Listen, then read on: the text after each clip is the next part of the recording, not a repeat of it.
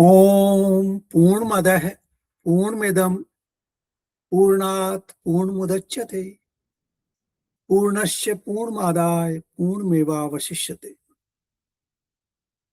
So welcome to our Saturday session.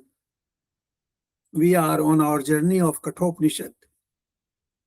And in the last session we saw that the two mantras, they analyze the human psyche and our interaction with the rest of the world in a beautiful way, giving an example of a chariot. Now, these mantras explain that we have 5 important inner instruments. The first is the body, which is the Rath. The second is the horses, which is the sense organs of our body, which are called horses. Then there is a Lagam, which is mind. Mind acts as controller of sense organs. And then there is Sarathi. The Sarathi is the intellectual power, the intellect, viveka, which actually guides the mind to act appropriately. And then the Rathi, the soul, which is sitting in that Rath. So these are 5 instruments which are at our disposal: the body, the sense organs, the mind, the intellect, and the soul. And there's a 6th important element, which is this world, which has been called as the pasture, where the horses move around. Now this world offers a lot of attraction to the horses, that the grass is greener here, grass is greener there, so they keep running here and there. And those horses keep us engaged in this world, those sense organs. And each sense organ has one particular power, not more than that. The power of hearing, then the power of touch, the power of sight, the power of smell, and the power of taste. We cannot, experience hearing from the sense of taste. Similarly, sense of hearing cannot see. So there's one power given to each of these senses. And they use this power in this world. They are driven by those temptations which are available in this world. And we keep moving into the world because of those temptations and the sense organs which propel us to go into those directions. So that is how our BMI, body, mind, intellectual instrument operates in this world. Now, the next 2 mantras, they explain us the importance of intellect. Now, when we go to a school or a college or a university, what is the purpose? The purpose is to sharpen our intellect. The people tell us, buddhiman bano. Use your intellect, use your, viveka, use your pragya. Now that is a very normally accepted concept everywhere in the world, that you should become intelligent. You should use your intellect properly so that you can guide yourself in the proper way. So this is what this Upanishad tells us thousands of years back in time. The importance of pragya, the importance of buddhi, the importance of viveka. Because without that, you will not be able to guide your mind properly, and the mind will not be able to command the sense organs. And therefore, you will be, lost in this world of attractions without any direction. And that is not good for the journey of a human being. A journey of the human being should be in a definite direction, and that direction should be guided by the Sarathi, that is our intellectual prowess, our buddhi, our vivek. So these two mantras say like this.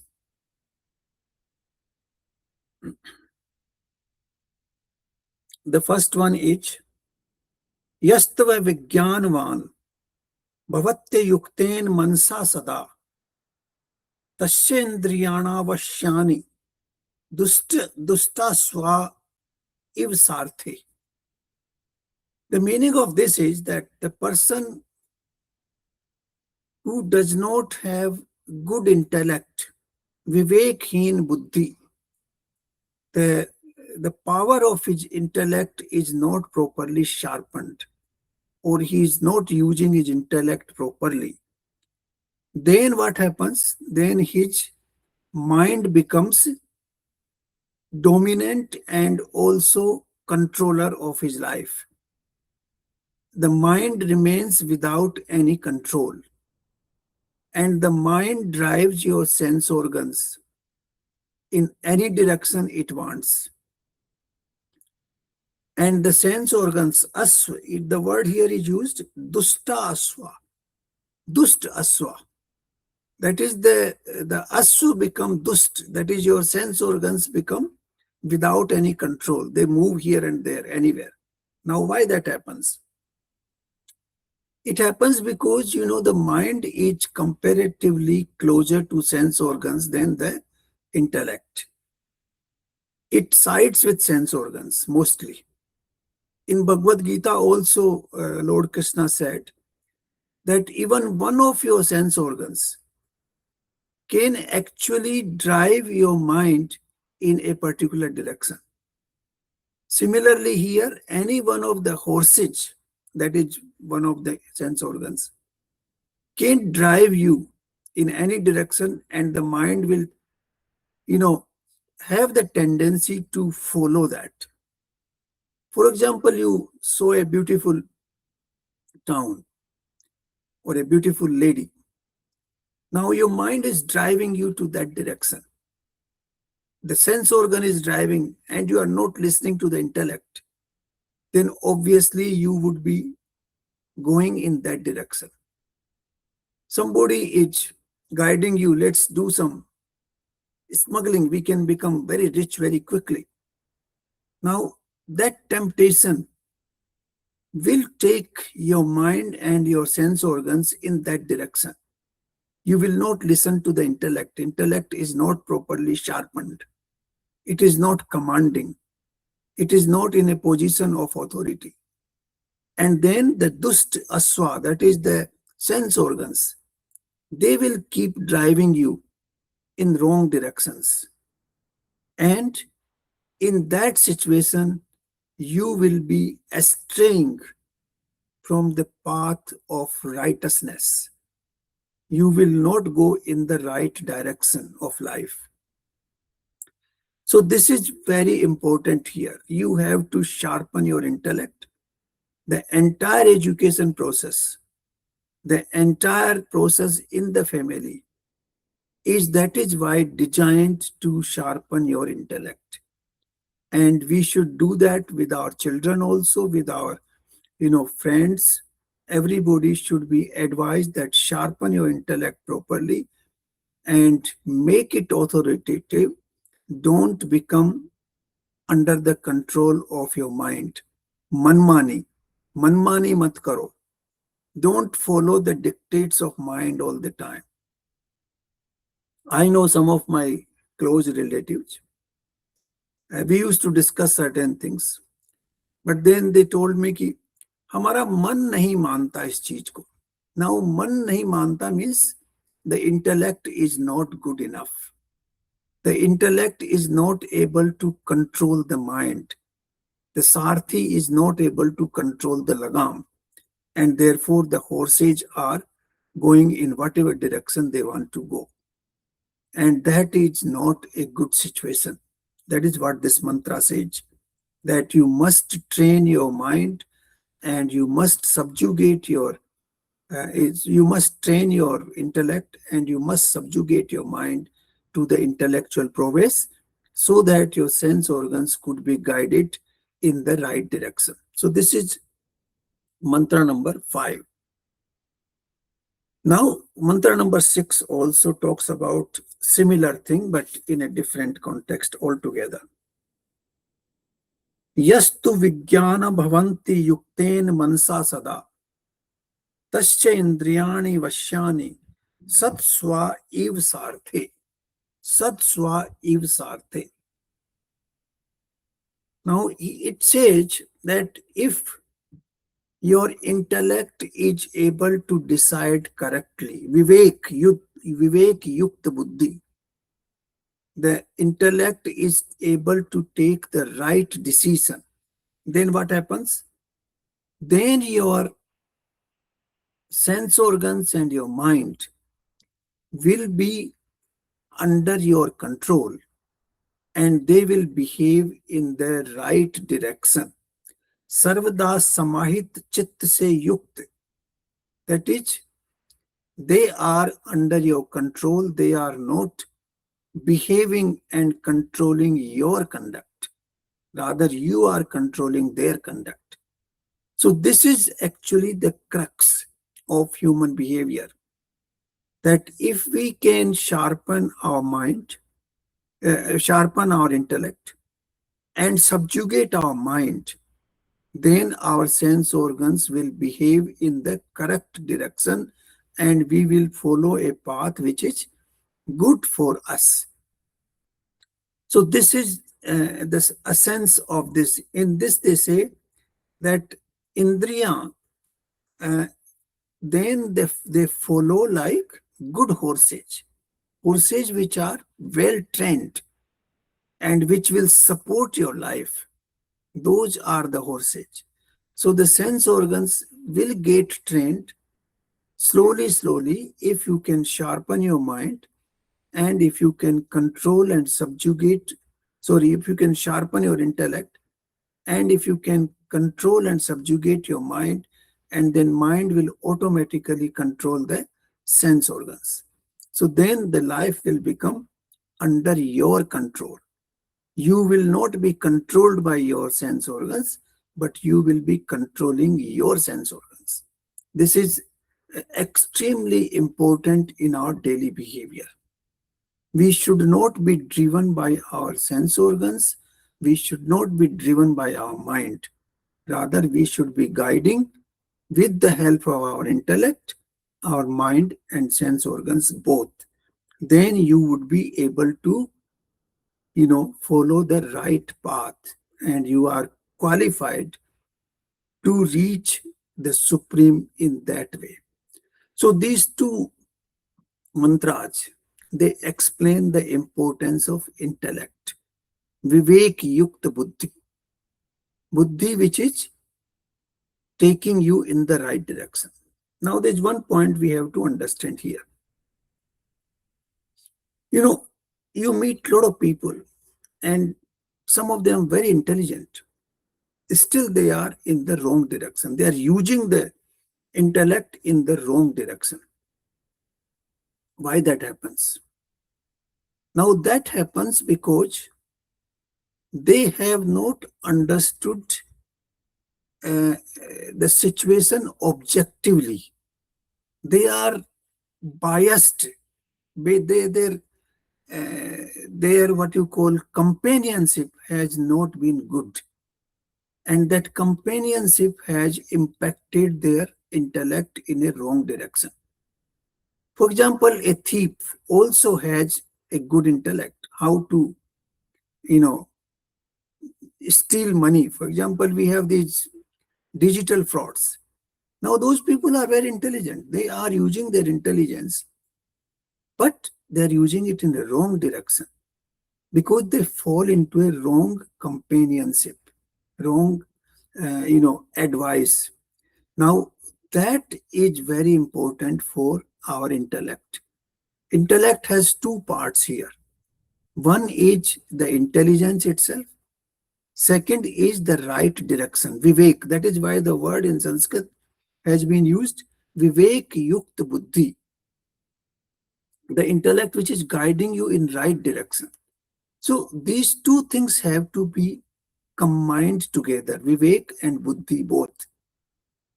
Alone intelligence can lead you in the wrong direction if you fall in the wrong company and if you get a wrong advice from outside world.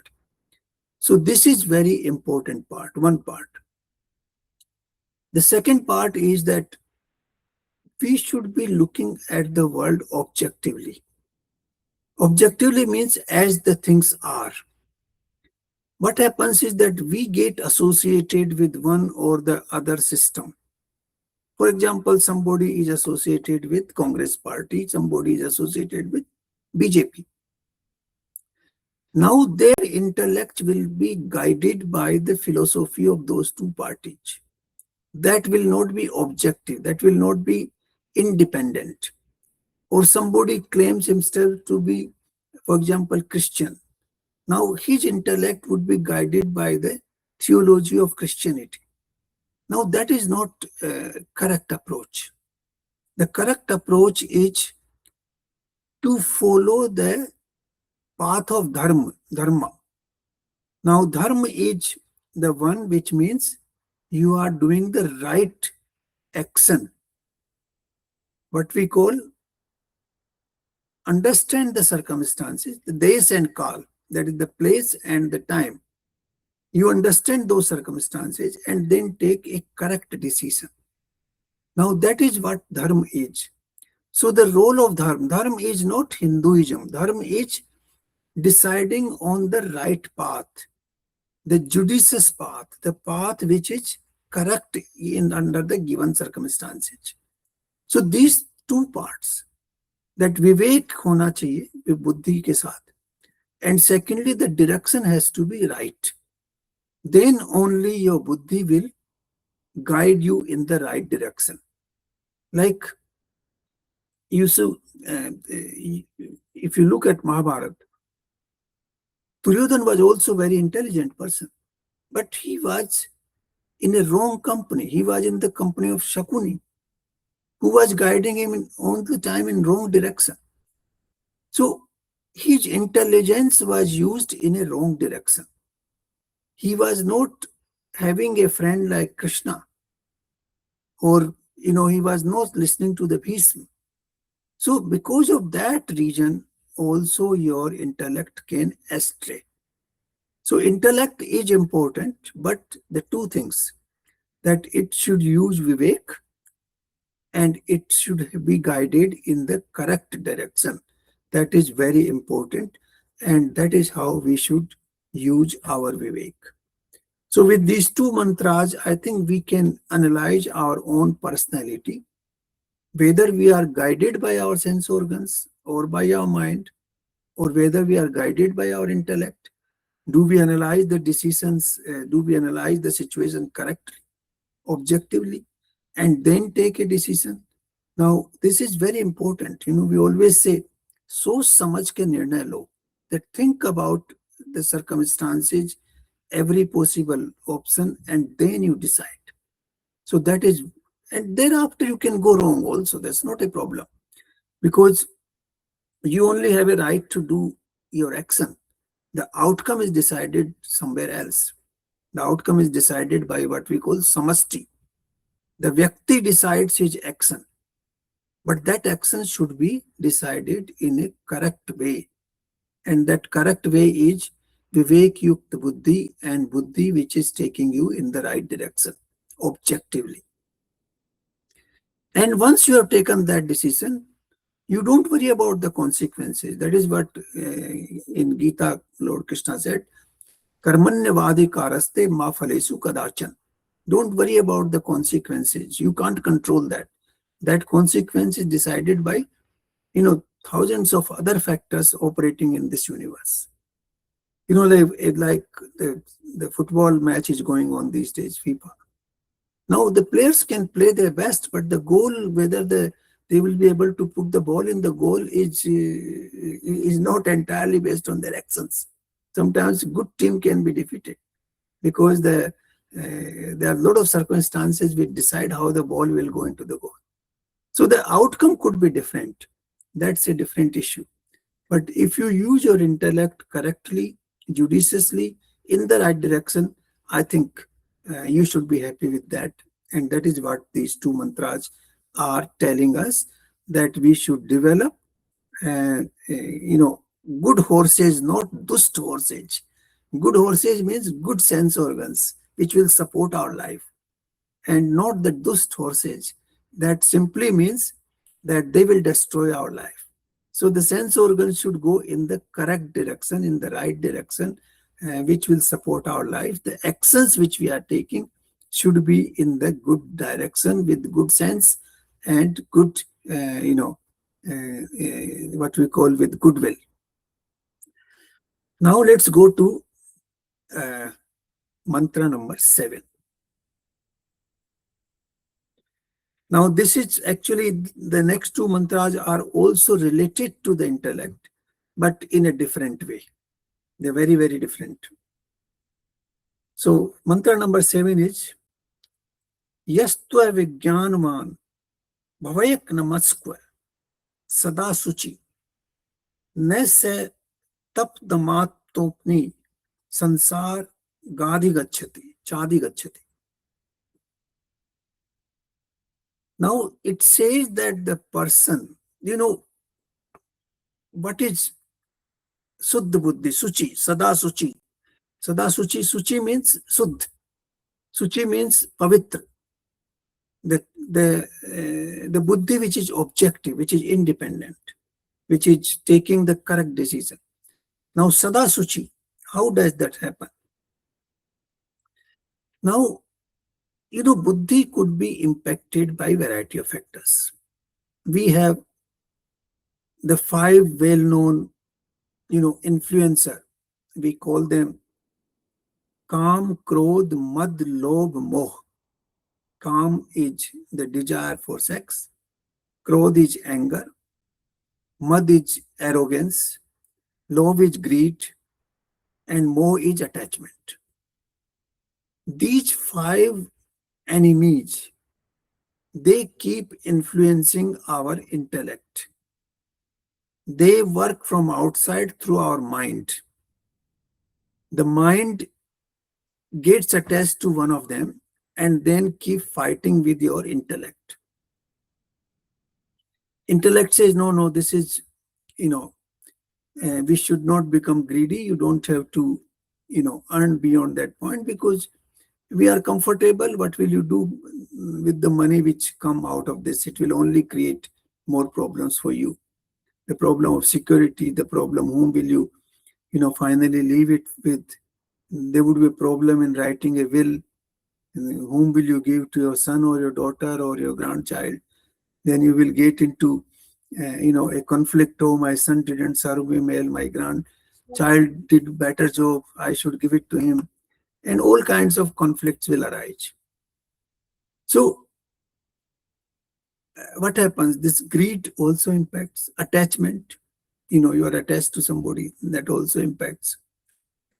Calm, Krodh, naturally they impact. When you are in anger, you don't know what you are doing. You end up doing wrong things and then you regret them later on.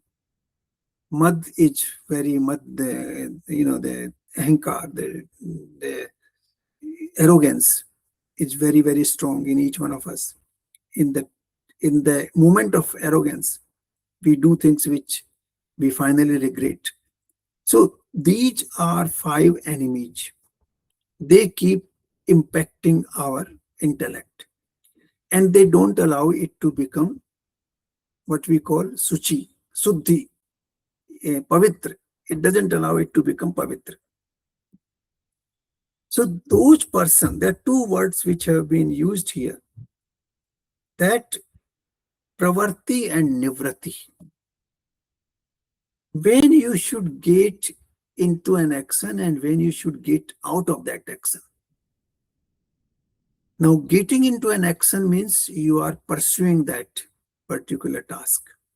Like, for example, you get into an action to get a promotion in your company. You work hard and you do a lot of things. And nivritti means when you see, okay, now I have done enough, I should not pursue it anymore. And that is nivritti. So when you should get into action and when you should get out of that action, you should be able to decide that correctly. Now that is very important, pravarti and nivritti. Because that actually decides the quality of decision, the quality of action you are taking.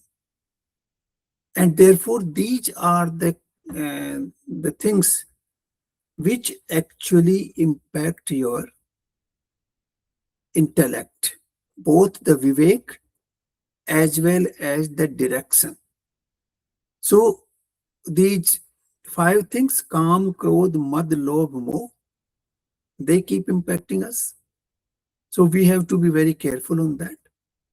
And then pravarti and nivritti, when we get into an action and when we get out of that action.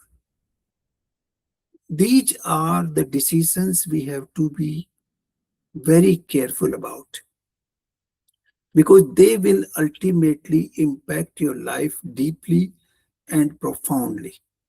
Sometimes when you don't get out of that action at right time, then the consequences could be disastrous. This is very, very important, particularly for those people who have the tendency of attachment and greed. They can get into an action and then they will be completely overtaken by that action and they will not be able to get out, and that action can destroy their life. So the ability to decide into taking an action and then getting out of it is very, very important. You should get out before it overtakes you. You should be in control of every action. The action should not control you. This is very, very important. Now, what happens, how it happens is that I think it has been referred in chapter 15 indirectly in Bhagavad Gita, that you keep, once you get into the action, into the world, then the new leaves and branches keep growing one after another.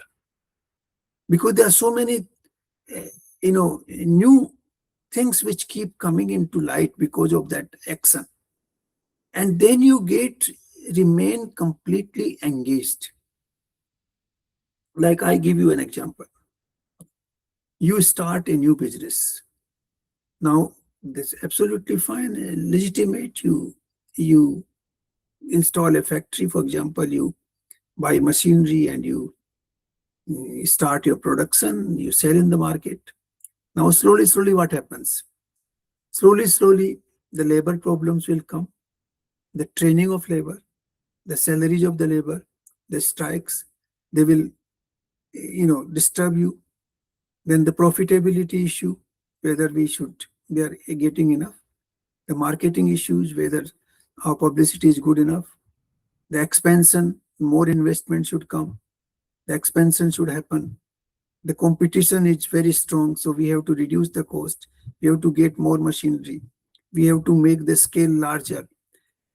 So one after another, the problems will continue to grow.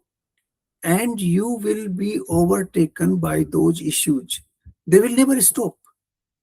Because the world is like this. The nature of the world is that every branch will keep developing with new leaves. So these new leaves will keep coming and new branches will keep coming. And that will overtake us. So you must understand your own capacity up to what point you want to go. Because if you are overtaken by those events, then you will be inviting, what we call unhappiness for yourself. You should go up to a point which you think is manageable for you, and then you should get out of it. The pravarti and nivritti, that has to be decided at some point in that action. So these 5 elements, kam, krodh, mad, lobh, moh, and pravarti and nivritti, these are important aspects of a pure, a very what you call objective intellect, पवित्र बुद्धि जिसको हम कह सकते हैं हिंदी में, संस्कृत में पवित्र बुद्धि, युक्त बुद्धि, विवेक युक्त बुद्धि. Now that is these aspects impact, and they are being experienced by each one of us on day-to-day basis. So this mantra number 7 tells us how to keep our intellect in good shape, in good health, in pavitra condition, so that our decisions are objective, so that we can guide our mind properly, so that the mind can guide our sense organs properly. So I think this is a very practical aspect of our day-to-day behavior, and we must understand this very clearly. Now, this is what actually, because I wanted to go a little bit in the philosophy of Buddha in this respect. Because, Buddha started his life how? He saw that, somebody is sick, somebody is in old age, somebody is died. So he saw there's dukh everywhere, there's, distress everywhere in the life. So how to get out of that distress? That is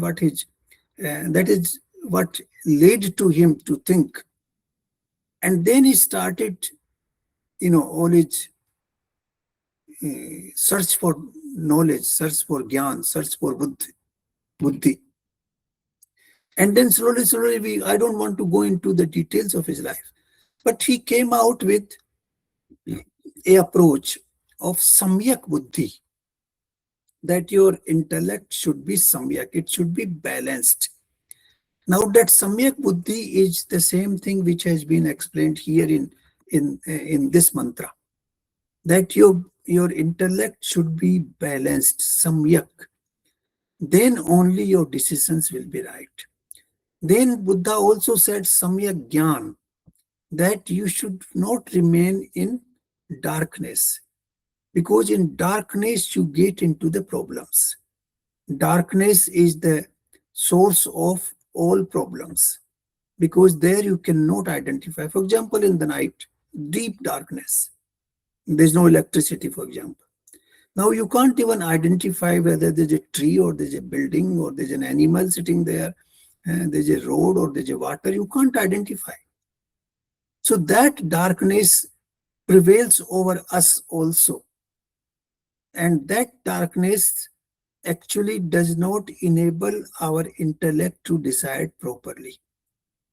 So samyak gyan and samyak buddhi, those two things were emphasized by Buddha in great detail.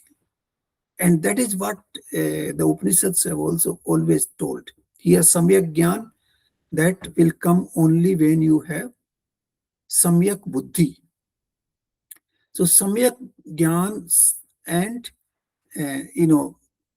samyak buddhi, these are very, very important ingredient of guiding our life in the right direction. And for that, we have to keep our intellect free of those 5 things. Try to be free. I know we cannot be completely free. There are emotions. Sometimes we also get angry. Sometimes we also get, greedy. Sometimes we get attached. Sometimes we have ego which hurts us. But if we start thinking in that direction, in the end of the day, if we think that did I become angry today? Did my decision was taken in the mode of anger? Was I greedy in some way? Was my decision, motivated by greed? So if we think in that direction every day for a few minutes at the end of the day, then we will be able to develop a samyak buddhi which is balanced, which is objective, and which is pavitra, which is taking the right and correct decisions, and therefore that buddhi will guide our mind in the right direction, and the mind will be able to guide the horses, the senses in the right direction, and our engagement in the world will be very fruitful, useful, but at the same time, guiding us in the right direction. Engagement in the world is essential. When we have been given this body, we have to keep this body in good shape. And for that, the engagement in the world is essential. But we should know when to do pravarti and when to do nivrati, when to get into something and when to get out of something. And we should not be, driven by those five enemies, Kam, Krodh, Mad, Lobh, Moh. Those should be kept away to the extent possible. They come into the play, but then we should analyze them and we should sort them out. Who is impacting me? Why somebody is impacting me? Why this particular tendency is overtaking me? And sometimes, even if you have been overtaken, in the future, if you are careful, that will be corrected. A lot of people have gone out of wrong habits because once you get into wrong habits, it's not easy to correct them. Even if those people know that they are doing wrong. There are some people, for example, smoking habit, drinking habit. They understand they are doing wrong, but they cannot get out of it because they have done it, for years. And that has become the habit of their mind and their sense organs. And then they are not listening to the correct advice of your intellect. So that stage should be avoided to the extent possible. But even if that stage has come, even in that stage, the mind can be trained through good intellect, through samyak buddhi and samyak jnana. Those two things are very, very important. So this is where I would end today. My only suggestion is that let us do this analysis for each one of us in our own way, and then we can improve our conduct, our behavior, our, what you call, overall path of the life, in which direction we are moving. I think that will help us tremendously. Thank you so much.